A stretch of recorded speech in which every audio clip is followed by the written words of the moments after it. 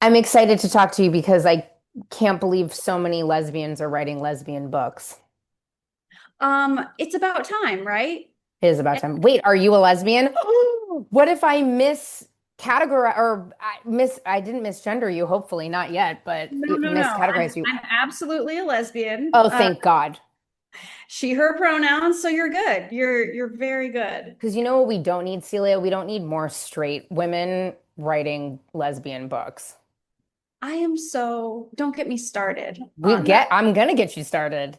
I can't stand it. I'm like, girl, we appreciate your fantasies and we get it. But like, no, like let some lesbians write some lesbian books, you know? And could we let the lesbians be the best sellers? Like I'm so tired of the women married to men writing the sapphic books that are like get all the sales, all the praise, and meanwhile us actual lesbians are over here just like, please, please. Well, it's a good, like, there is, I feel like becoming, and maybe it's because I'm so close to it, but there feels like there's becoming this like consortium of lesbian writers, at least here in Los Angeles, or queer female identifying writers that I love so much. And I feel like that's really exciting. And then Leisha and Kate over at Pants Pod are trying to promote more books with a book club. So I feel like at least we're promoting reading and writing.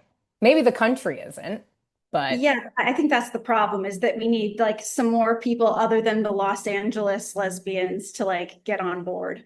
what was the first like lesbian book that really resonated with you or lesbian character in a book that Mhm. resonated with you? That's a really good question. I mean, I feel like one of the easiest answers is probably Patricia Highsmith, Price of Salt. Yeah, Uh, OG Carol. Uh, too good. and what's weird is like the first time I read that book, I wasn't really vibing and I like put it down. And it's so weird how that can happen. And then the second time I picked it up, I was like, what is wrong with me? Like this is perfection. Um, but yeah, I read that one like probably way after I should have. If I had read that book earlier, it might have helped me because I But didn't come out until I was 23, which I know people say doesn't sound super late, but for me, it felt very, very late, just why like did it feel so late? Because other people around you were already out, or because you had wished that you had been, it queer felt so identifying long. earlier? It felt so long because I was basically closeted to myself up until that point, and I was basically sleeping with men and vomiting after every single time and being Oh, like, just haven't found the right man, you know? Um, yeah. and you do that enough times, and it feels like a really long time when you finally realize. Uh, Hindsight is Yeah. 20 and all It's that.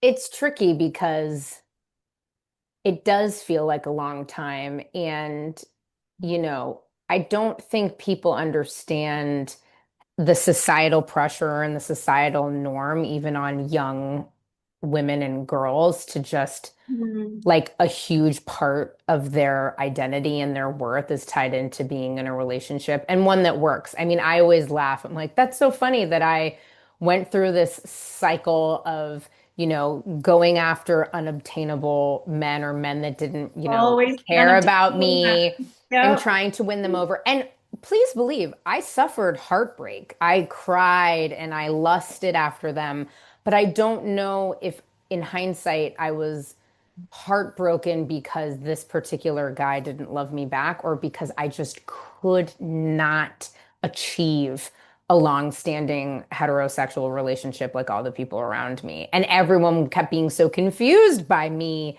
being such a failure in that department. You know what I mean? Every time you go home for Christmas and your grandfather's like, still single?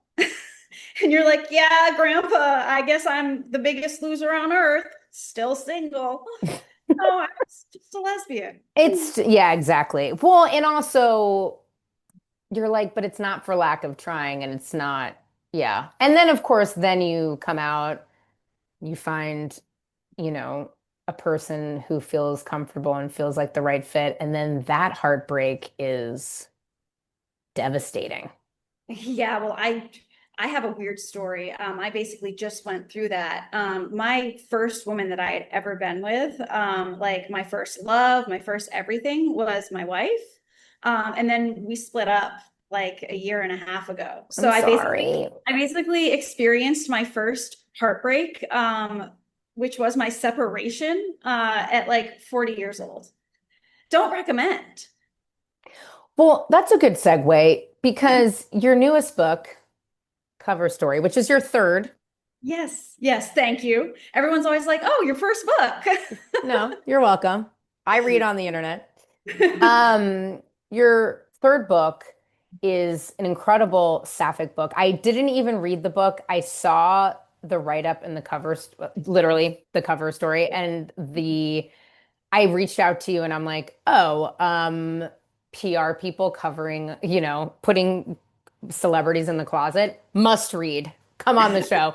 But I wasn't expecting us to get hit over the head with an incredible loss and heartbreak, Mm. which, is the death of the love of the main character, which sort of feels like maybe you almost went through.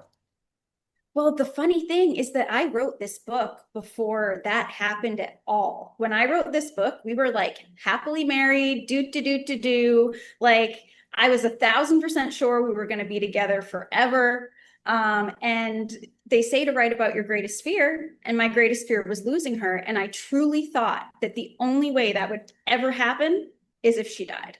So that's like what I I wrote. don't know if I can handle this conversation pregnant. I'm trying. I'm like, I'm I like, mean, what? Well, no, that hindsight is, again, 2020, like looking back, I can see like there were some issues building, that I was like not super aware of. sure.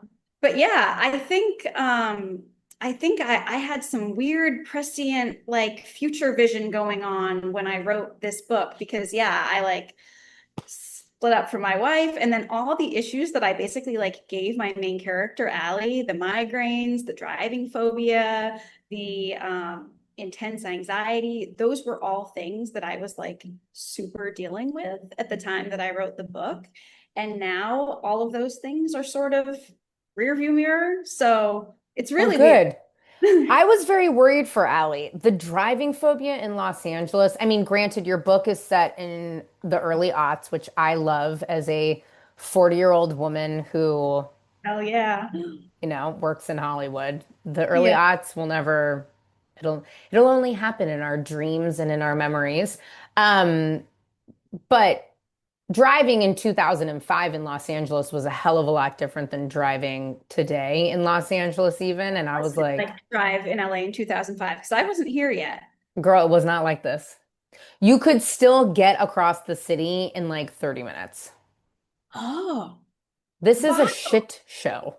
And were people driving like the Wild Wild West yet Yes, they in were. 2005? I Okay. mean, that's like a California thing. Are you from California? No, I'm from Maine.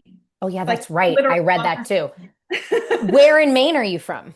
Brunswick. It's a small town that's like 40 minutes from Portland, Maine, if you know where that is. Yeah. Actually, I was just on a phone call before this with a dear, dear friend, and we were like, should we just move to Maine and get out of LA?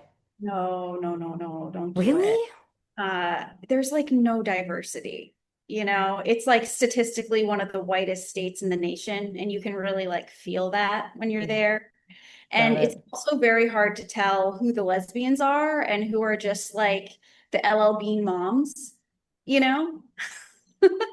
Like going Okay. back to grown up, I'm like, okay, I think there is actually more gay representation here than I was aware of growing up. But it's confusing. It's not the same. Uh, Well, driving around Los Angeles will make you want to move to Maine. And so I identified with some of the fear, but for a main character to have all of these really difficult sort of life circumstance, the loss of, their first love as a partner, being in a industry at that time that wasn't exactly LGBTQ friendly, the mhm. driving phobia, the anxiety, like and then wrestling with, you know, having to make, I would say moral is a strong word, but moral decisions about, Totally. visibility and not every day. You're like, damn girl, like you need a fucking break. And like some people in the reviews were like, this was meant to be like a light, fun rom-com. Why are you like cloaking us in darkness? And what's your answer to that? My answer to that is like, I have a literary fiction background, and in literary fiction, the point is literally to like ruin your characters' lives. Oh, there you go. Um, and also, I just think I was trying to write like a realistic book. And in most of our lives, at some point, we are going to deal with mental health challenges, grief, trauma, anxiety, like all of these things are like they're real life. Yeah. I feel like the stuff that I love the most has this balance of like levity and darkness that sort of evens it all out. And so that's sort of what I'm always trying to do in my work is like balance the levity with the darkness so that you get like a reprieve from the darkness sometimes, but it's there because like it's there. Yeah. I mean, I think that because I think in some ways, sometimes you read these books and it just feels so unrealistic and you can't identify it all with the characters. And so, to the Yeah. folks that are saying, "Oh my God, like this was supposed to be, fun." There are fun moments. I think there's also, for folks that don't work in the entertainment industry, you are transported into it and it's it's still a business. It's still an industry. And so you did take us into a part that's very realistic, which is what I really liked about it. Is So I'm as someone who works in the industry, it read as like quite realistic to you. Yeah, I mean for a fiction novel, yes. No, but yes, like there are. I was just guessing. Well, because I think what people don't realize is like, and actually that's not true. I think we're in a really interesting place in fandom as it relates to the entertainment industry and celebrity now because of social media. So, and that's why I also really appreciated when your book was set because for a lot of reasons, I love like the BlackBerry talk. Like it really brings me back to a place. But it's also really interesting because it was really pre Instagram, obviously now TikTok. And what's happened now is the average fan knows way more about the inner workings of the industry than they ever did before.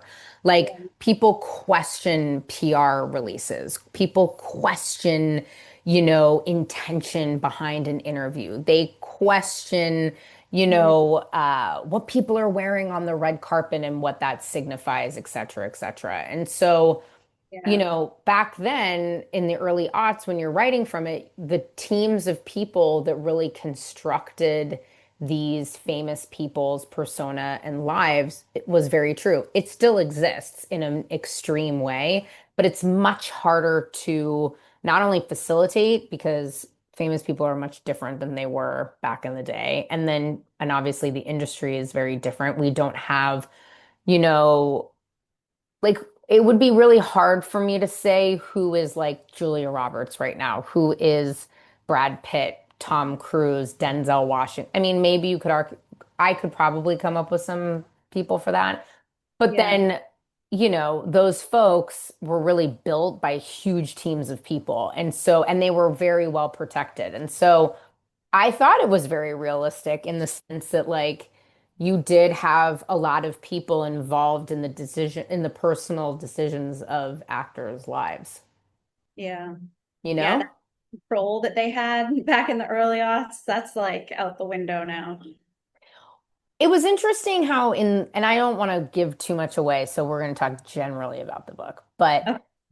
because I don't want to like ruin it, Yeah. right? I Yeah. don't know. I got some in trouble for some. I had an author on, and they're like, "You literally gave a summary of the book." I'm like, "All right, well, whatever. Get fucked." Like, what am I? You know what I mean? It's like, what do you want me to do? I But mean, I'm like a pretty like down with spoilers person, but I know that maybe not all like, listeners have. we're gonna spoil it, but I'm not gonna be like line for line. But what I thought was, interesting was like, so we've got Allie, who's this PR girl. I also love her journey into PR, where she's like, I didn't even fucking want to do this. She's in this. Actually, I think the writers groups for me were in the beginning, very, very beginning of the book were some of my favorite moments because I'm also in a writer's group and You I, mean like workshopping fiction?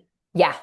Ah, And I won't say too much because some of those people listen to this podcast, but there are ooh, moments where I'm like, and it's typically men where I'm like, what the fuck are you saying? almost always. Yeah, a lot of that came from my time in my MFA program I bet. where I was just going to battle against cishet white men every single day about something. I had never like experienced it that intensely in my life before. Because it's interesting. So why I loved it is because I love that this, Allie's like getting into this career, but she has this other dream. I very much identify that as, somebody who's kind of gone through Interesting. What's your dream? Indian. What's your dream, Liz? I want to move to Mexico and write books and like have a cafe and like have at least two donkeys. Well, maybe I'll have one donkey, two horses. I'd like a pig. I'd like a couple goats. When you say books, what kind of books?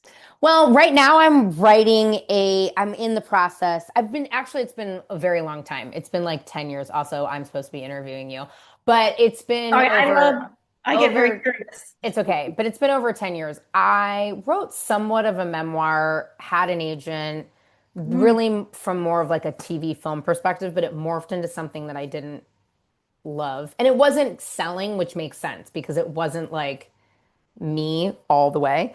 So Mm. I abandoned that and I let it go. And then I'm sort of retaking a lot of those things. I'm kind of in the discovery section, but it'll probably be more biographical first, autobiography, because I've had an Oh, interesting life. And yeah, then I have an idea for a fiction, but I almost feel like I got to get done with the first one for, you know how that is. yeah, yeah, But yeah. I'm in a very crazy writers group. Like these people are all public, like they're really, and I'm kind of the dipshit in the class, But the guys. I'm like, what are Yeah. you fucking talking? Like, what is this weird sex shit that you're talking about? So I loved Allie, your main character, because she's like slogging at this job she doesn't even know how she got into, which I very much identify with. And then she's got, her dream of being a writer on the side. So they're very like fun moments. But um, how did you land on this concept in general? Like, how did you dream up this world that you created? Yeah, I mean, I think it was as simple as hearing someone say that you should write about your obsessions. And probably my number one obsession in life is closeted celebrities. Really? Yeah, absolutely. Yeah. Like, are you obsessed with the ones you think are closeted, or are you obsessed with the concept of closeting celebrities? Or both? Kind of both, probably more so. I mean, it all started like over a decade ago now, when one of my friends who he was dating the editor of like a big fashion magazine at the time, and they had recently gone to like this Hollywood after party. We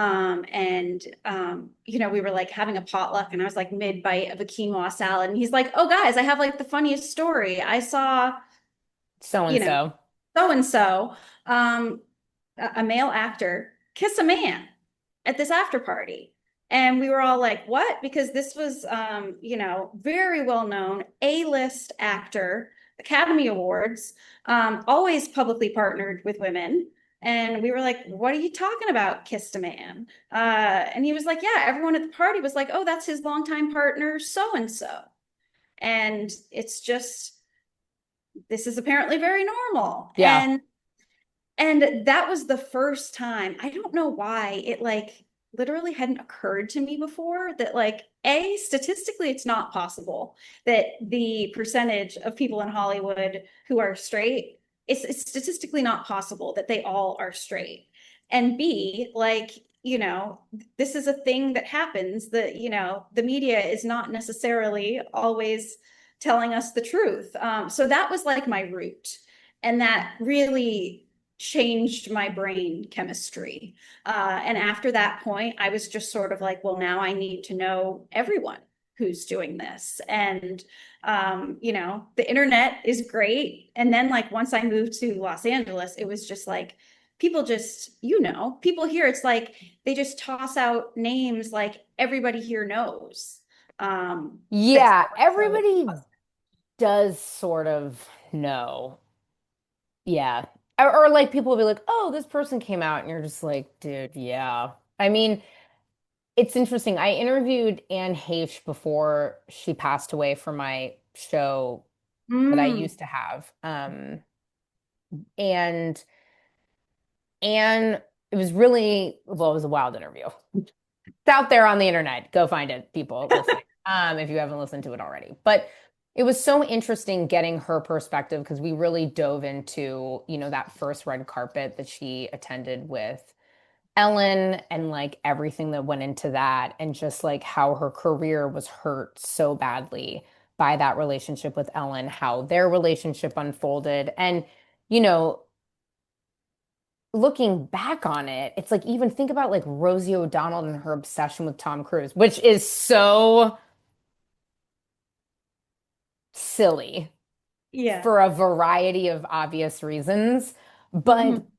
it was so radical for these women in particular to be queer, and it did ruin people's careers, it did ruin people's lives, and that wasn't very long ago. And so I think Hollywood is an interesting place in the sense that we all know that. We all obviously are batshit to move here and get into the industry in the first place. But there is that protective layer of like everybody knows, but nobody cares. But we can't let outsiders know, if that makes sense. Exactly. Exactly. Like the plebeians in the middle of the country, Well, all these I didn't say that.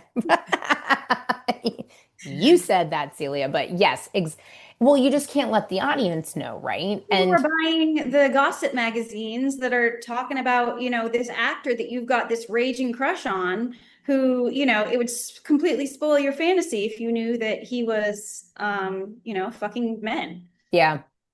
Yeah, and and there's so many different like things that are still going on. Like a ton of people are still in the closet, which is so interesting because A-listers, young A-listers. very much so. People are like, oh, okay, so maybe some of the older people are still closeted, but the young ones, they're all coming out. I'm like, no. Yeah. It's and it depends on which studio it's so layered, right? And like I also love, the studio was really involved in your main characters like Yeah, decisions of coming out and coming out, but the the celebrity that is really the focus, Kara, of your book, who yeah. becomes, you know, Allie's new love and focus and work life and all of that, she's really resistant to being in the closet. Why? I mean, obviously that makes for a story, so I understand why you would make that choice as a writer. But who did you base that person on, or who was some of your inspiration for Kara in the book? Yeah, I would say there are probably two main influences, and personality wise, the biggest influence was probably King Princess. I read, Wait, I'm dead. Really? On yeah, KP?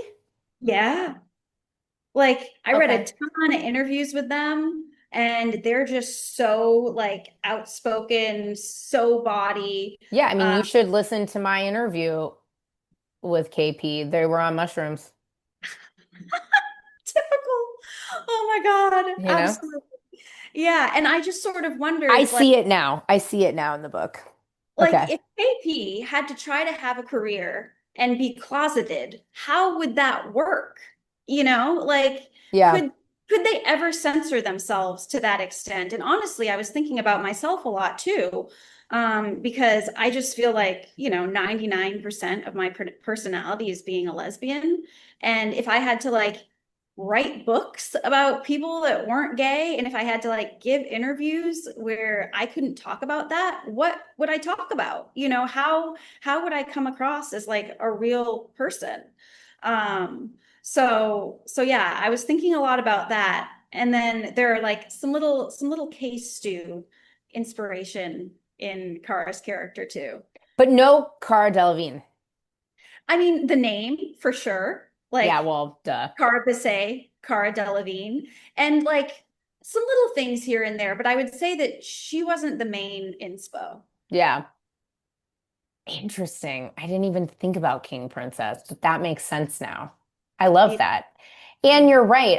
I think they would be really resistant to being closeted. Like it doesn't work, you And it was know? like a young celebrity, like I was trying to get that sort of young mentality into the Kara character because I personally don't know a lot of 25-year-olds. Yeah, so how did you do research for that? Like, did you just imagine it, or did you talk, or did you subject yourself to hanging out with 25-year-olds? Well, I literally don't know any. I would like ask my friends who have like teenage kids. I was like, what's the slang? And I guess it's hard because this was set in 2005, so the slang wouldn't even like be the same. And the mindset wouldn't even be the same. Um, but yeah, I guess I just tried to use the old imagination. Well, you drew from a lot of celebrities into Kara. There's also a touch of controversy around the book. Yes, yes, a touch. We have to talk about it Let's go there. because you reference this rumor about Taylor Swift. Yeah.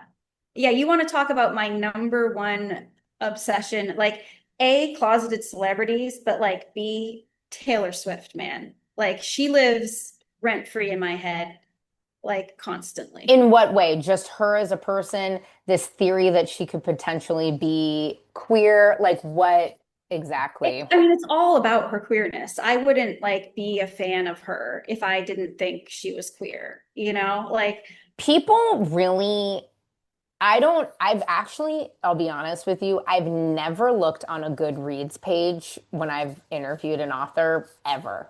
I've never done it.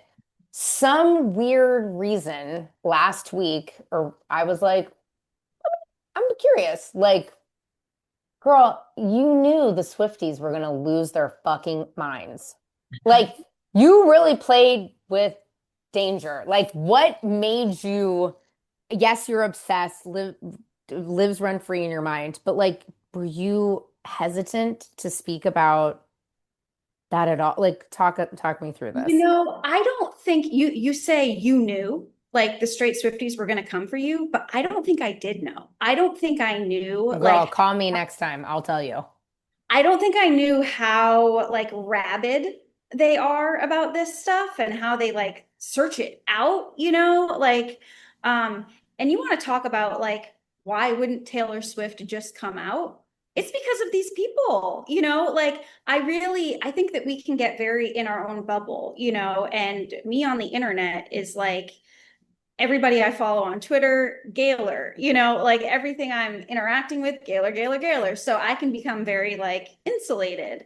And yeah, it was like some person randomly noticed a few tiny, tiny, tiny like references to Taylor Swift's Gaylor lore in cover story. And they like tweeted about it. And I responded and was like, good catch, like, yes, correct. And then that sort of blew up. And the straight Swifties came for me in really a way that I didn't expect. They were like, kill yourself, we're gonna like come give you a lobotomy because you're like crazy. It got scary. I had to Yeah. like sign up for delete me. Like my publisher was like, you should probably just like delete that tweet. And I just really thought, I'm not like the most well-known author on earth. I'm not like a bestseller. I really thought that I could sort of like fly under the radar with this stuff. And it just turns out that No. you cannot. So Because you live in the bubble of the Gaylor world, but these people live in a Taylor 24/7 news cycle yeah. world. And it's funny because I obviously don't know Taylor Swift. I've never met her. I know nothing of her personally. I am like one separation away. And I think she would be horrified that her fans did that to you. Yeah. Yeah, that's You the know what thing. I mean? Like, I think that's such a bummer and what fans don't realize, whether it's Taylor Swift or Beyonce or whoever they're obsessed with, is how much like nobody wants them to behave that way. And it's really sad.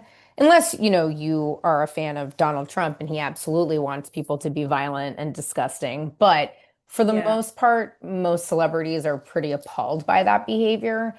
And it's such Taylor a Swift bummer. herself likes Gaylor content. She'll go literally like click like, you know, which But you she really think Taylor Swift is gay? 100%. Just my personal opinion. Give me But like if we were on the stand right now and you had to like do it, give me the top reasons why.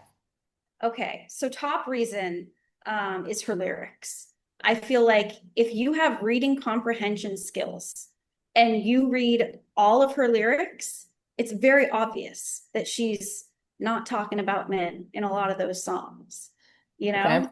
know? So that's reason number one. Reason number two, in the documentary Miss Americana, she's filming the Me music video and she's talking about, yeah, we're going to put in all the things that make me me, like, cats and cowboy boots and gay pride, all the things that make me me. And she includes gay pride in that list. That's a direct quote, a literal direct quote. Like I could send you a clip. Okay.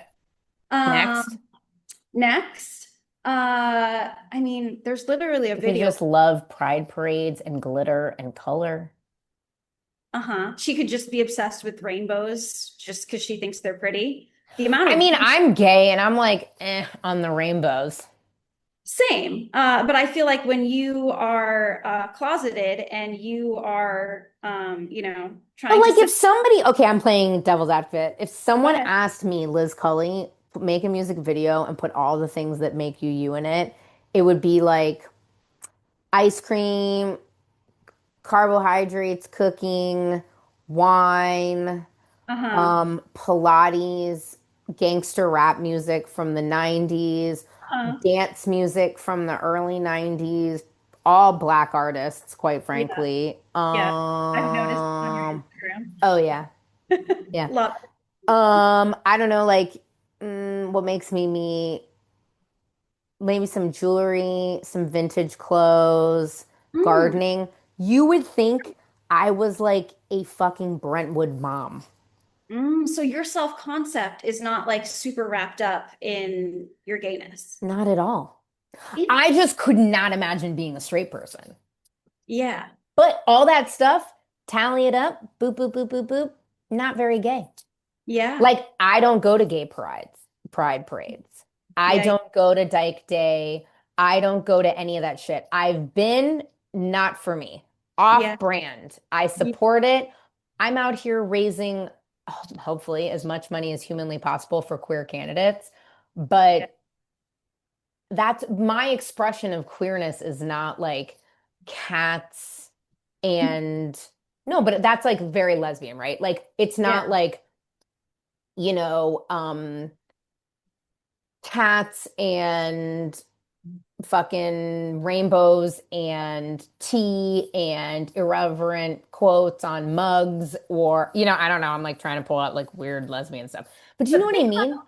think about this though. Yeah. If you were a huge celebrity and you were closeted and you like wanted people to sort of down low know that, wouldn't you maybe try to find ways to like bring your queerness out a little bit more in certain respects, you I mean, know? listen, she has signaled to me that she's not completely straight because no straight woman with a body like that would dress the way that she does. It is a actual crime against humanity. It's a crime against fashion. We There don't we need go. her to be down to earth. She's a billionaire. We know that she's a billionaire. I would like her to dress appropriately on the red carpet. I don't need Taylor Swift to be obtainable. She's even not. She's still wearing Vivienne Westwood. It just doesn't look right. Like it kills me, Celia. I Yeah. can't even handle it. Like if Listen, you gave me 15 minutes with Taylor Swift, I'd be like, one, the boyfriend's weird. yeah, it never seems quite right, does it? No, and actually now that you say it, if we think about who was the old dude that she dated when she was too young? Oh, John Mayer? Yeah, but there was another one too. Hmm. But like John Mayer is such an easy like I fucked guys like John Mayer because they're like sloppy, they're like fun to hang around. They actually like women. They're like respectful enough. You get fucked up. They're older than you. They don't care that you're younger, but they're like into it still. And they make you do weird shit. And then you're like kind of scarred. But Yeah. for some reason, you like let it happen. I have a treasure trove of men like that I fucked around You're with. young and you don't like fully know your sexuality yet. Yeah, you're sleeping with a lot of guys like that, you know?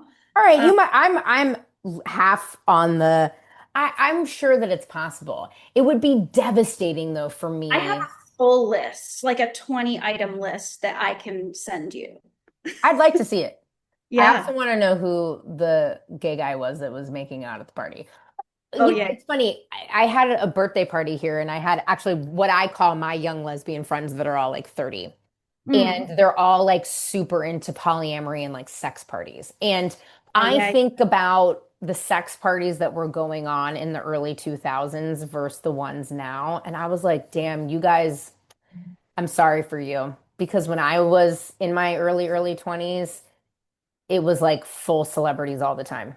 Now they're like, it's mediocre, like smelly people with bad tattoos. And I'm like, that sucks for you because that was not what it was like. And so I do think social So in media, your there day, has, the celebrities were attending these sex parties. yeah, yeah, yeah. Wow. And I think that still exists, but I think it's pretty insular and small. And I can't imagine for queer folks now what it's like because the fear of the phone, I think, is so big, you Absolutely. know? Fear of the phone. And that's like why I set the book in 2005, because that was like the tipping point for like more people have cell phones now than don't have cell phones. And you turn the general public into paparazzi with a camera phone. Has any publicist reached out to you since you've written the book and been like, oh my God, this is so real? Or like any fun industry DMs? Obviously, we don't need to know who it is. No. And I was trying to talk to so many publicists as research for this book. And I got one like, probably super mid publicist who, like maybe they've had a brush with like a C or D list celebrity, but like I was really trying to like talk to somebody who would know about like how realistic what I'm writing about is. And no one, I mean, probably not surprisingly, no one would talk to me. But no, That's so interesting. I have not heard from any publicists. Well, I have a lesbian publicist I'm going to give my copy to. Oh, thank you. You're welcome. I mean, I can only imagine. I mean, it takes so long to write a book. You wrote this book, it sounds like a couple years ago. Yeah, yeah. Publishing is very slow. Very slow. Are you working on something now? Oh, yes, always. Right now, my agent and I are trying to sell a book about a lesbian who experiences an immaculate conception. Oh my Like, God, no, wait, do you want to know what's so crazy? And you what? should talk to this chick. Hmm. I got hit up yesterday by this girl that I've known, like, she's a podcaster, like in radio, like I've met her, whatever. And she posted that she was doing egg freezing Hmm. and this, that, and the other. And I went through IVF and it's a fucking bitch and a half. And I was like, hey, babe, I'm sure you got a million people. I literally am carrying a child from IVF. If you ever need anything, let me know. Because what I learned in that experience, I mean, she's not queer, but what I learned and why I've done so many episodes is there's so much information that's lost, especially with queer women as it relates Yep. to IVF. And she wrote, no, but anytime you want to have a virgin who's going through egg and IVF, let me know. I'm like, yeah. The second you're ready to come on this podcast, I'm dying to. So, kind of immaculate conception if you think about it. A little bit. Yeah. So, wait, she's straight and she's a virgin and she's trying to get pregnant through IVF. Yes. Wow. Immaculate conception 2020 will probably be 2026 because all this shit takes too long vibes. Wow. Yeah. Yeah, So a yeah. lesbian that has immaculate conception, that's great. I mean, I'm a huge Madonna fan, so anything kind of Catholic coded I'm into. Um, that's fun. Can you get all the publishers to be like, yeah, that's a book we want to buy? Like, Well, I guess I just don't understand. I mean, I don't understand how Immaculate Conception really works. well, that's the thing is in the book, I never give an actual like scientific answer, you know? It's sort of a mystery in the book how it happens. And that's like my main character basically is on a quest to figure out how this literally happened to them for like the whole book. And by the end of the book, they've gotten to the point of accepting that they might never know, you know? Because I had a friend of mine, I'm sure she won't care, so I'll say who it is. Leah McSweeney, who was a former Real Housewife of New York, Mm. who's we've been friends for too long. We were talking about how unnecessary men are in life. And this was like 10 years ago. And she's like, think about it. You could just get sperm. I mean, technically, you need the man to get the sperm, but just keep walking on this path with me. Yeah. You get the sperm, you put it in a turkey baster, you like get a vi you can even give yourself an orgasm and get yourself pregnant. Yep. That's what I mean. There's a lot there. Yeah. Yeah. Uh, Yeah, I'm interested in how she got pregnant. I'll read the book. Well, I mean, huge spoiler. I probably shouldn't be saying this on a public podcast, but you're never going to find out like literally how. But you're going to, go on this journey with this character. It ended up being like a way more spiritual book than I intended. Hmm. Book gave me a spiritual awakening that came fully out of left field for me. I was an atheist when I started writing the book. And now I like fully identify as spiritual. What does Um, that mean, though, spiritual? Like you believe in energy? Like, tell me more about that. I don't believe in God, as like an entity, but I fully believe in spirits that are like around. Yeah. Uh, I believe that we've all had a ton of lives Yeah. past and that we will continue to. I believe in like, yeah, energy and that there's just so much more to life that we cannot see. And before writing this book, I was fully in the realist Yeah. um, space of like, life is what you can see, and anyone who thinks otherwise is a dumbass, Yeah. you know?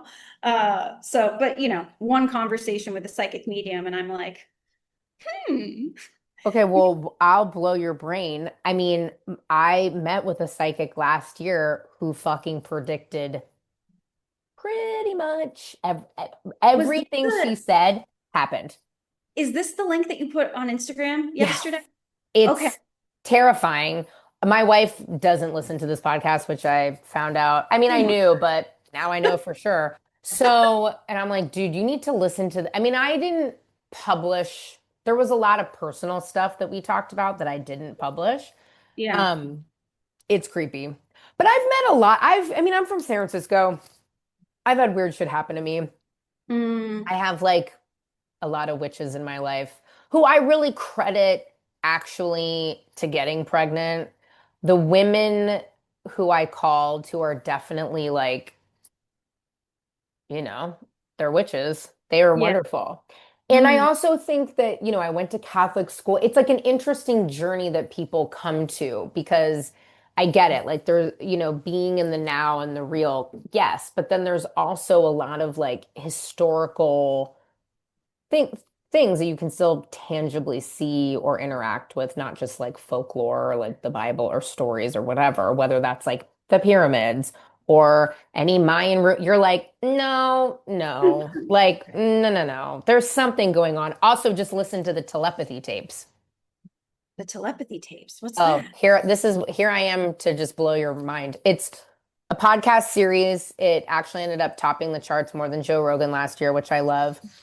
And it's a Oh, lesbian from Burbank producer who I know who went on this documentary journey interviewing folks with different levels of autism or Asperger's or even some nonverbal skills and like identifying all this telepathy. You're gonna die. You should listen to it. I'm so excited. And Thank text me, call me. You won't be able to like finish it quick. You'll be like, "Ugh, like this is so crazy." But it makes sense. I mean, even yesterday I was thinking about someone out of the blue and they called me. I've always been like that. So, And see, I was not tapped into that oh, you at weren't. before this journey. Are you tapped in now? I'm constantly trying to be more tapped in, but I feel like it's like work for me to get there. It's not like my default natural state. Uh, and some people are just much more sort of like, I want to say like born with it. Everyone says that we all have these capabilities within us, You actually. have to listen to the telepathy tapes. And I want you, everyone listening to this, I know I've talked about this ad nauseum, but Celia needs to know, so we're talking about it now. Yeah. Call me, text me after you're finished, and you'll be like, oh shit. And I'm gonna be like, yeah. We are definitely all born with it. It's Yeah. crazy. And I don't know if it needs to be labeled as like mystical or mythical or like even otherworldly. I think it's truly like energy, which you can relate back to science as well, whether it's Like plants quantum or, physics, like, yeah. yeah, Quantum Leap, gayest show that's ever existed. There you go. Um, I could just talk to you about so many things all day long. I know. Safe. Um, Give us before we go, because we talked about it at the beginning of the podcast, but I do think it's so important that we continue to speak about support financially and read queer, especially queer identifying, women identifying authors. Give us some names of some authors that you love. Oh God, this is the question that you're going to be asked. Oh, And and yet when someone asks me this during literally every single interview I've ever given, the names just like fly right out of my head. okay, but we could just do the people we know in common.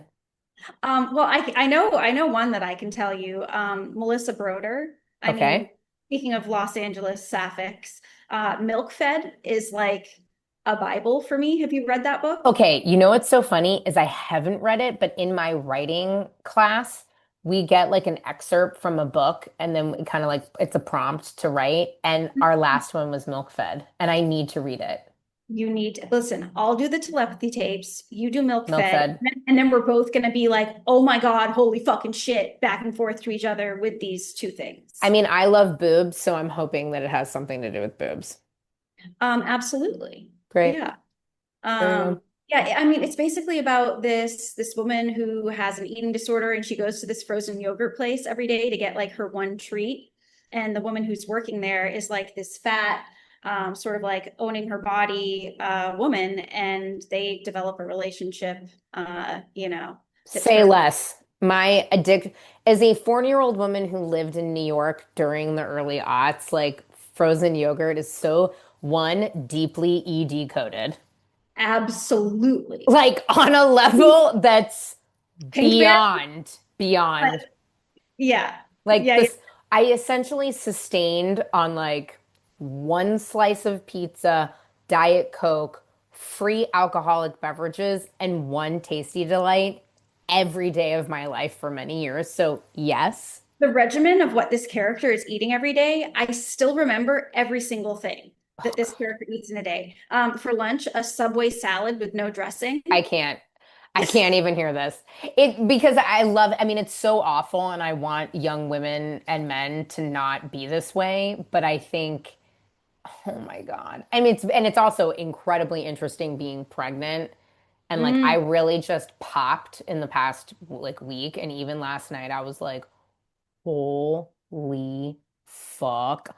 I've never looked this way and it's a total mind fuck. And I have to be like, Mm. no, Liz, it's not the year of 2004. You're gonna be okay. Also, thank God for GLP-1s. But like, do you know what I mean? It's Well, like, listen to this. ugh. A lot of my friends who had eating disorders in the past and who are mothers now, they're like, actually, pregnancy and childbirth and raising a child was the best thing that ever could have happened for my eating disorder because I'm just like, I'm literally growing a human.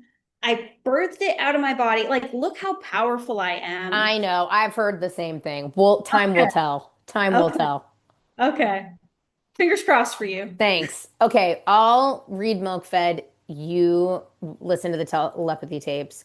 If it's too much pressure, we won't make you go through any more lesbian writers. So don't worry. That's a Oh, very I mean, good reco, by I the can way. talk about some more. I mean, I feel like the one that like most people know, like the basically one lesbian bestseller that we do have, Kristen Arnett. Yeah, And like she totally deserves all of her success, totally deserves to be a lesbian bestseller. But yeah, her books are just, ooh, you're cringing the whole way through, but you're cringing so good. You're like, don't do that, don't do that. Oh, she did it. She did it, you know? I Uh, know. Which sometimes we need a little bit of that. It's like how I felt when I watched the Ultimatum Against My Will, against your will, who forced you? like Society.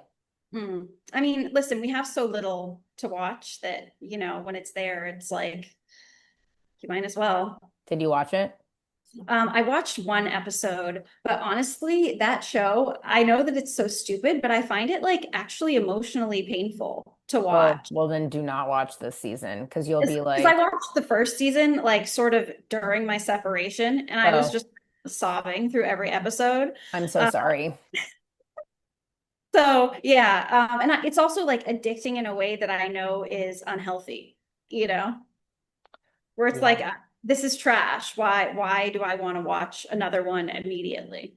Immediately. Like couldn't fall asleep until I'm like, wait, no, I gotta see what mistakes up and there they go one more time. Yeah, it's pretty mental.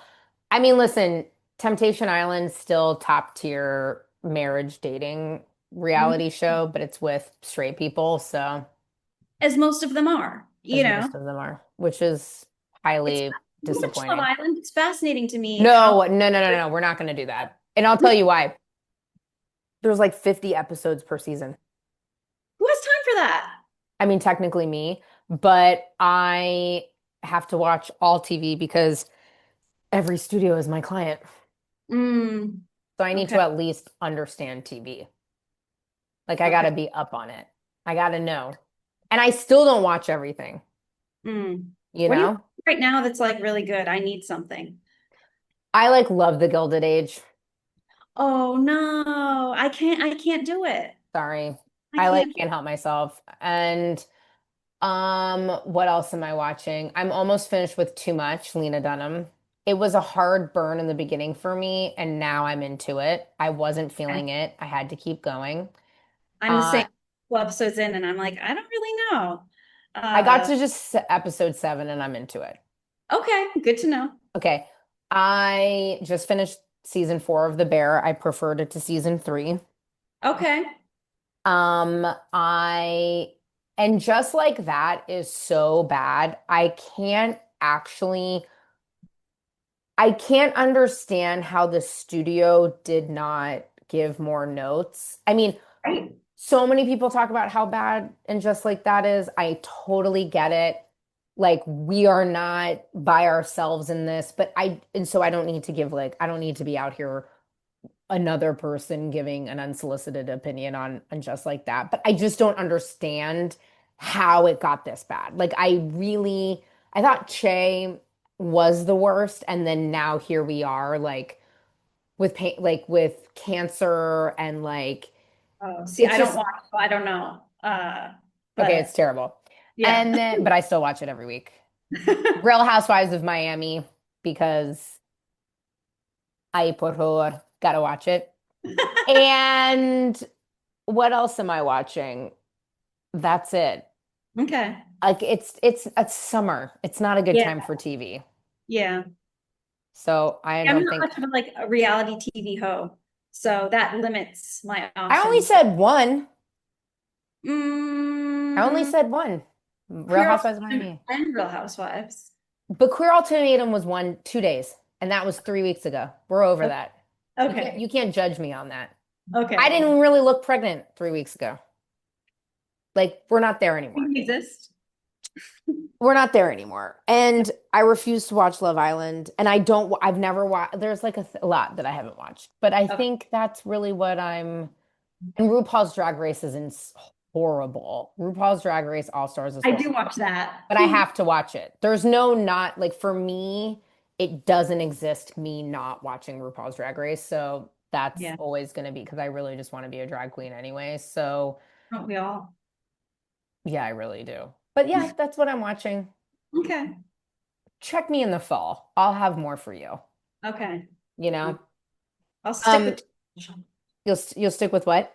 I'll stick with too much. You I'll keep should. It gets better. Meg okay. finds her footing.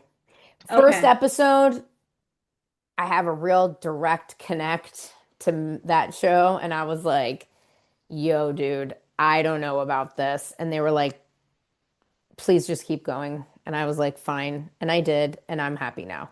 Okay. It's a tough watch, but Meg, I think it gets better. Good to know. I loved Cover Story. Thank you for keeping lesbian stories alive. Listen, I will keep doing it. Good. We I need think it. I'd be much more successful if I didn't, but I can't live that life. No, because your whole personality is you being gay. Yeah. So, and now we're a mystic, so we're all there. Yeah, yeah. Okay, hold on, let me stop.